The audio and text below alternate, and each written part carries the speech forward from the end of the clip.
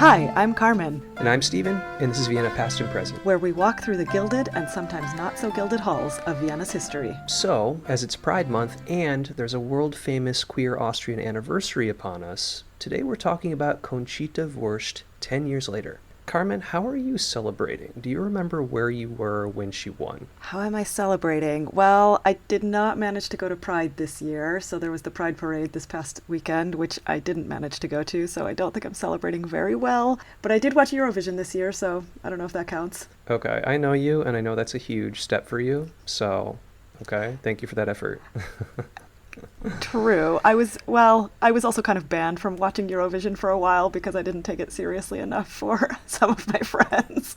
So I've only, been let back in recently. But aside from that, haven't really celebrated too much. But I do remember where I was when she won, which was with you in Turkey, of all places, on vacation. In Istanbul, yes. I think we were on the night of the final. Yeah, okay, I vaguely remember that, and maybe in that intro it sounded like I was very serious about Eurovision. I'm really not at all, so I do remember Turkey. I kind of vaguely remember that. It wouldn't really have been on my radar, but... We talked about it, I remember that, because I was living in Austria already, and, Austria doesn't really make it into the international news all that often, and I think we were staying in this hotel in Istanbul that I just remember that there were cats Istanbul has stray cats everywhere, but this hotel had a bunch of cats in it, and it smelled a lot like cat piss.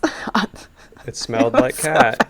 I do remember sitting somewhere, and they're like, oh, hey, no, there was a recent accident, like, right there on that pillow. On the couch that we were sitting on. Okay, but think about it, like, that was probably the most memorable accommodation that whole time, right? I mean, they were super nice. I remember it. It was called Hotel Turquoise. Yeah. Like, I remember that place. Was that the one where they put the hats on us for that? Yes, I think so. I think so, yeah. Traditional hats, yeah.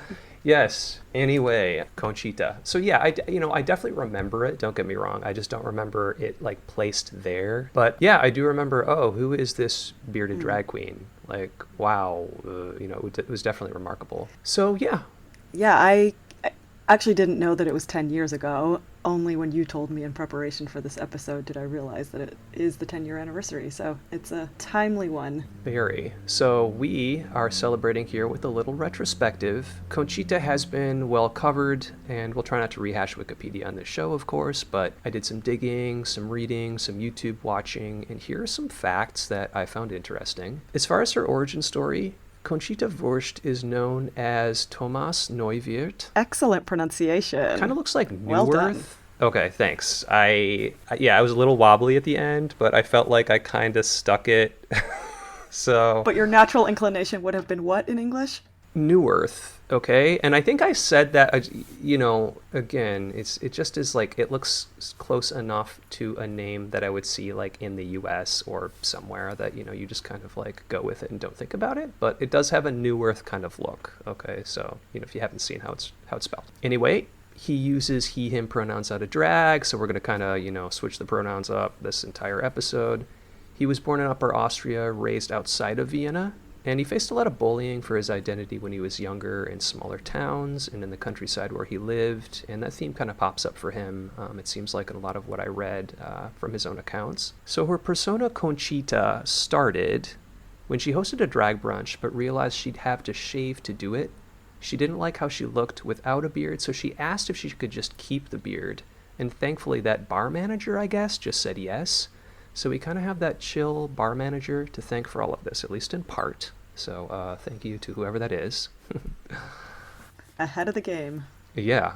So now we're just going to fast forward to Eurovision. Spoiler alert, she won for her year. Sorry for ruining that if you have any recording you haven't gotten to yet. Maybe you're watching in order. But yeah. If you're 10 years behind on Eurovision, you have some serious catching up to do. Well, to be fair, I'm at least 10 years out of date, except for the one random one that I watched this year. So, okay, I'll add myself to that crowd. I know that's big for you. Okay, so congratulations. So here's some perhaps lesser known, perhaps forgotten things I found. She originally started recording a different song for Eurovision. Her management team told her to listen to all of these that they provided, decide first, but she just went ahead with a different song for a while.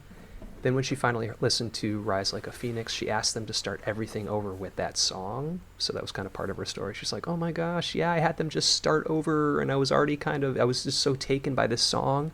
And that is the one that she then competed with and won with, correct? Yeah. Yeah. It was all over the radio here for a while. Did it get any airplay in the US that you recall? Do you know the song, actually? I don't think so. I know it just because I think I saw the videos years ago, right? Where I was like, oh, who is this, bearded drag queen? Like, what is this like? But I don't think it was on the radio here. I do think there are a couple Eurovision songs that make it to the radio, kind of like dance radio almost. But yeah, that's kind of my wild guess.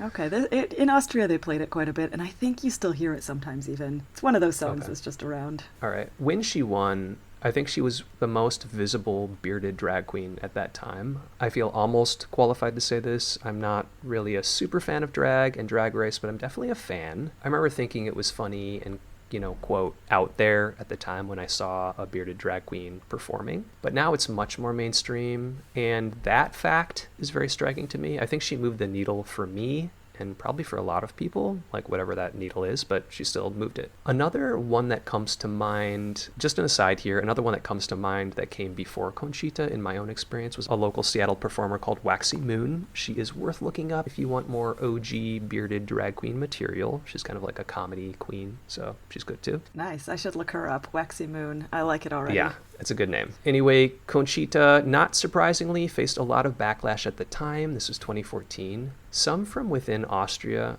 Carmen, do you remember anything, or did you find anything about that? Yeah, I looked into that a little bit. I was trying to think of what I remembered at the time, and it's 10 years ago, so I don't remember all that well. I think there were sort of mixed reactions in a lot of ways. People were excited. It made the news. It was splashy and different and all of that, but at the same time, there was a bit of a backlash, I think, too, and some divided opinion over, or is this the image that we want for Austria at this, at an event that does have a lot of eyes on it? Because Eurovision, as much as most Americans don't even know what it is, it's huge in Europe. I mean, everybody at least knows what it is, and I don't know how many millions of people watch it, but it is a very, very popular thing. And I do remember there being some, especially I think from the right-wing political spectrum, this kind of pearl clutching about what are we sending to Europe? How are we representing ourselves? This is not really what we want. And when I looked it up, I did find some newspaper articles and things about a petition that was started to petition to not send her to Eurovision because people thought that it was, not the image that they wanted to present. So there were some things like that.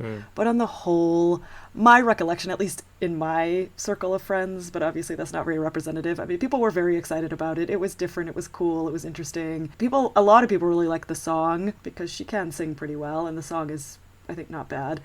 And people, I would say in Vienna, my feeling was that people were very supportive and were excited that there was some chance that Vienna or that Austria actually could win. Yeah, I mean, things like this, there's probably always opportunist, people, right, to, even in 2014, right, like the culture war idea was kind of happening everywhere. I mean, all this is very believable. Yeah.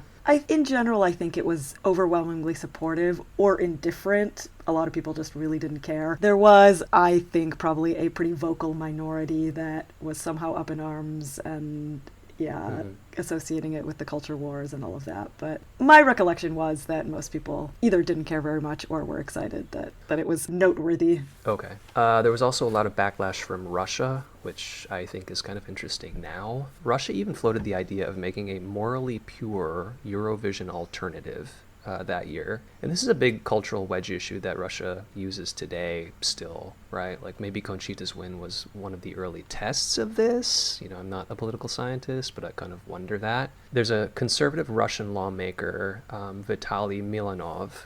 He called the win an insult to the whole of Europe, and he argued that Eurovision had become a hotbed of sodomy, in quotes.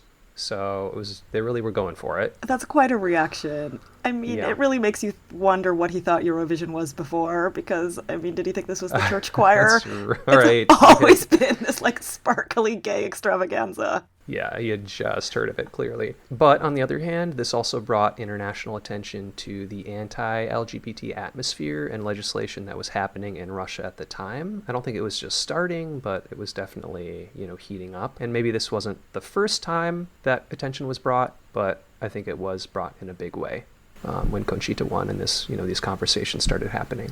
Yeah, I have some vague recollections of that, I think. Very vague, very long time ago at this stage. But yeah, there was like the whole Pussy Riot thing going on in Russia. Was that around that time, maybe? And there was this period of time. They were definitely active then. Yeah, I think they're like a 2012 thing, I want to say.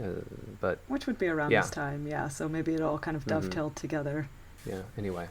But she won, and I don't want to make it all about kind of like, sad things. But yeah, she won. It was great. And I think she won by a huge margin, Eurovision, right? Like, I think it was a very clear win, yeah. She was very popular. She got... Because the way Eurovision works... Well, okay, now I'm trying to be a Eurovision expert, which is not great because I don't know what I'm talking about. But the basics no attacks in DMs, please, for our, 10 listeners. Yeah, I'm really going out on a limb here. But no, there is a jury vote and there's a public vote, right? So, like, people can text in and vote, and that's somehow half of the score that you can get. And the other score is that every country has this jury, and the jury from each country gives points to whichever country, and so you can give 12 points maximum. And actually, I'm not sure if she won both the popular vote and the jury vote, but I think she won by a pretty large margin. Like, it was not contested in any way. I mean, it was she won. Okay. So let's bring it to the present and what she's doing today. She is still performing and making music. She performed at Vienna Pride just a few days ago, before this recording at least, in June of 2024. You can see those pictures on her Instagram. There's a huge crowd too. Yeah, if I had gone to Pride last weekend, I might have seen her, but I didn't make it. You need to still get that interview, okay, that I just told you about right now. Okay, so you get to work on that. She has a pretty huge social media following, more than 400,000 at the time of this recording on Instagram alone. Her music videos have been viewed millions of times. She now has a channel called Wurst TV, where fans can subscribe and see all sorts of things, like videos from her photo shoot, behind the scenes stuff, getting ready with her, makeup tutorials, even fitness routines and yoga that she does. So if you wanted a very Conchita-centric digital life, that is an option, okay? More power to her. Wurst TV, I have to say I love the name. And I checked out the website, and there's a lot of content on there. I mean, she is a shocking busy. amount. A shocking amount. Yeah. Of course, it's subscriber-based, so I think if you want the real content, you have to sign up. But there's a 14-day free trial. There's a free trial. So lots of content there to check out. But she is making it work, I think. It's kind of hilarious, I have to say, the website. Yeah, and if you're a subscriber, actually, I would love to hear from you. And I'm curious just like how you use it. Is it like thrice a day? Is it just kind of like you check in once a week and binge? Curious about Wurst TV. Are you doing your morning fitness routine with her? Because you could. These are real questions. You really could. Okay. I think it's cool. Otherwise, my sense is that Conchita now has a more gender fluid kind of persona in her performances. He performs as Tom too, it looks like. I think you could describe some of the looks as like daring fashion instead of just drag looks. So to me, that's cool, and that's kind of an evolution, and like, artists, I feel like real artists change over time, right? Like, you're trying new mediums, you keep looking for what inspires you right now. So that's very cool to see. Yeah, my sense is also, although I don't know this, or I don't know where I would really know this from, but somehow I just have this sense that, after she won Eurovision, he, Tom, then, well, of course, kind of did the media rounds and whatever for a while, but I think there was a period where he did a little bit less as Conchita and really performed as himself. Okay. And then now I think he's kind of coming back to the Conchita persona a little bit. So it's sometimes he's Tom, sometimes he's Conchita, and he sort of has both of those personas. Yeah, I like that a lot, actually. He still seems to honor his work and his performances as Conchita. Yeah. Sometimes artists are like, okay, that was before, I'm this new thing, like I do not want to sing those songs anymore or something. But he hasn't tried that kind of hard change of persona. He's not leaving it all behind. I saw a recent video where he was listening to covers of Rise Like a Phoenix, and he was really positive about them, right? They were really great covers too, like kind of these like pop jazz covers, surprising ones. So maybe we can link to that. Oh yeah, that's cool. And to your point about honoring that persona and the work as Conchita, she did perform this year at Eurovision because there was this sort of tribute thing at the end for previous winners. And there were 3 of them. And of course, I don't know who the other 2 were because my Eurovision knowledge is very limited, which was unappreciated by the people that I was watching it with because they're super fans. Hey, you know what? That's like me at Super Bowl parties, okay? I'll tune in for like the last 4 games, but I'm not, all the drama before that. I'm not going to like every Monday night forever. No. So yeah, I get it. Yeah, I mean, anyway. Super Bowl I never really watched either, except for the game itself, and then mostly also didn't pay very much attention. Yeah. So yeah, actually Eurovision is like Super Bowl for some people around here. It's a party, it's a thing, and you know, it's not just Eurovision. Well, Eurovision is a couple of different nights, right? There's like semifinals where people get eliminated, and then you have the final, and you know, these people watch all of it and expect you by the final to know what's going on, which I never do. But in any case, Conchita performed this year, and so she's still around and, you know, hasn't distanced herself from this or anything, you know, is still doing performances and showing up at Eurovision every now and then. Did she appear as Conchita in this, like, retrospective that you saw, like, in Conchita drag, or more like Tom kind of presentation? At Eurovision this year? Yeah. As Conchita. She performed Rise Like a Phoenix. Okay, cool. It was together with 2 other people. They did this medley of winning songs, basically. And so I think I guess the other songs that they sang were probably from the other 2 winners, but I, you know, didn't recognize them. Okay, that's cool. And then they sang Rise Like a Phoenix. And yeah, she was dressed as Conchita, you know, had the whole persona. It was what you would expect. Okay, awesome. So, legacy. I mean, we're sort of, you know, talking a little about that already. Looking back at her interviews that she did at the time, like on morning TV and places like that, she answered a lot of gender and drag questions that a performer today probably wouldn't receive even. So to me, I think she was a more prominent voice from that time that, you know, moved this art form forward, maybe our popular consciousness and understanding of gender expression forward. Even if that's a small step, that's more visibility, which I think is, you know, they always say that's a really important component of all of this and kind of, you know, how we change culture to be a little more open and, you know, progressive and things like that. Yeah, that's a good point. I guess it really did move things forward because today I don't think anybody would really be shocked by a bearded drag queen or a bearded woman, but I was kind of out there and shocking 10 years ago, and now I think it would be a bit, you know, it would just be less remarkable, I suppose, because the culture has changed and it's a little bit just more generally in the ether and in the zeitgeist, and you have more prominent people, and you have gender fluidity, which didn't really exist at the time either, right? That term, or I didn't know it, or I didn't notice it, or all of those things. I mean, not to say that it didn't exist as a thing, but I think, you know, the discussion wasn't really there in the way that it is today. And one thing that it makes me think of is the Boylesque Festival, which is a festival that happened here in Vienna for years, and I went almost every year. Conchita was sort of behind the scenes, and so it was a burlesque festival, but only with male performers. Some of them were also dressed as females.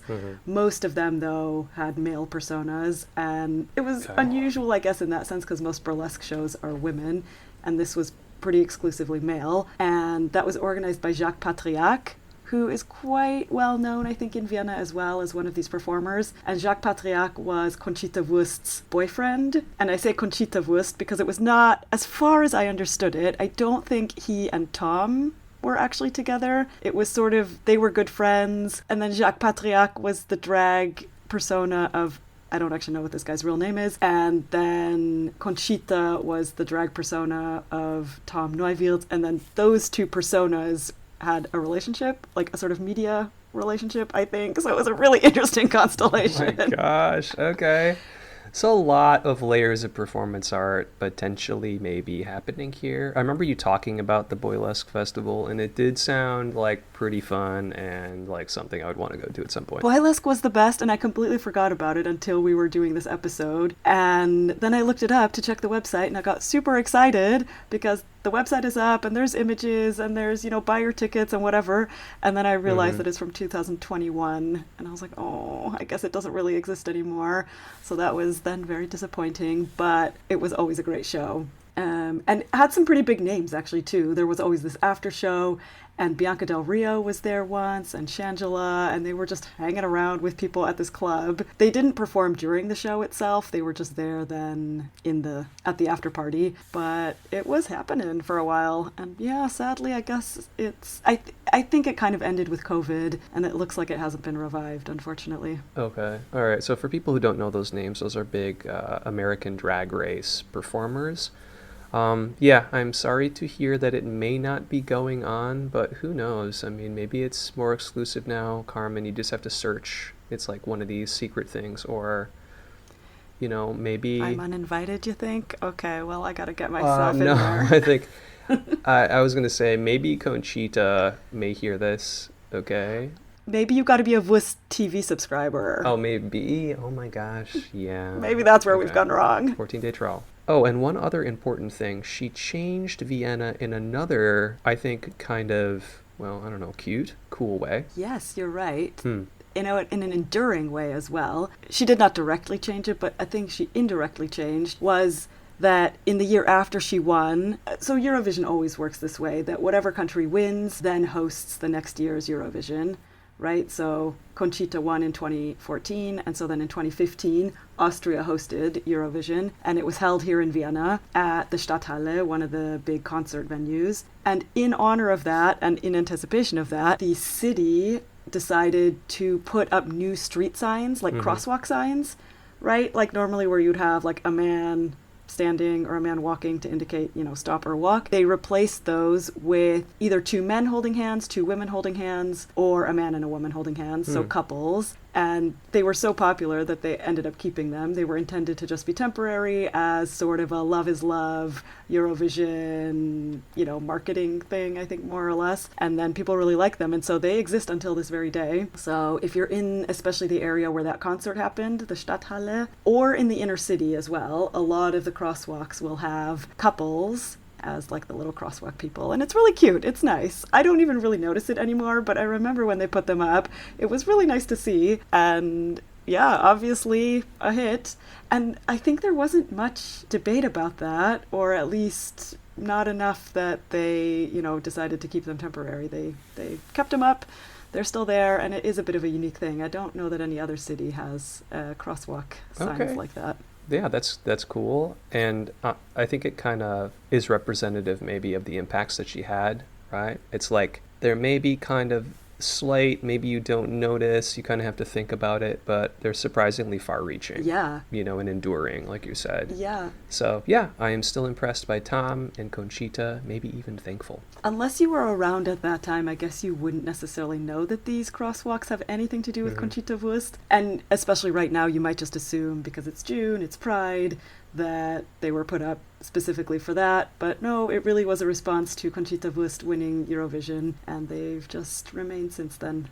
Okay, well, she has certainly left her mark. Left a mark in many ways, yeah. So very impressive, and Yeah, okay.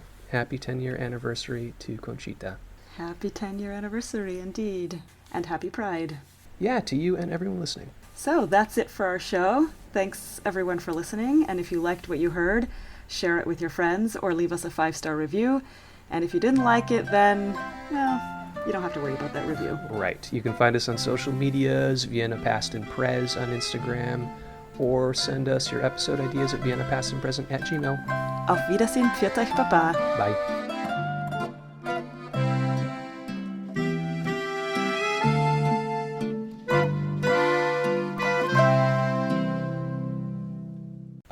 Oh, wait, I'm starting.